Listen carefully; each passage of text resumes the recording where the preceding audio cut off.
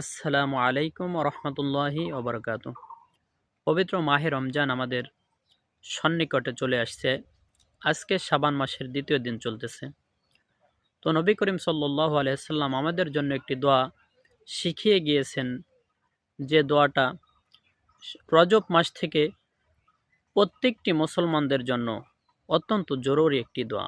আল্লাহুম্মা বারিক লানা ফি রজব ওয়া শাবান ওয়া বাল্লিগনা রমাদান।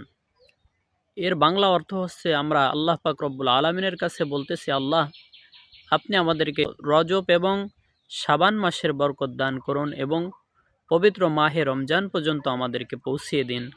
মানে পবিত্র মাহে রমজান পর্যন্ত আমাদের হায়াতকে আপনি বৃদ্ধি করে দিন। আসুন বন্ধুরা, আমরা এখন থেকে শুরু করে এই দোয়াটি প্রতি ওয়াক্তে নামাজের শেষে আমরা এই দোয়াটি পাঠ করব। আল্লাহুম্মা বারিক লানা ফি রজব ওয়া শাবান ওয়া বাল্লিগনা রমাদান।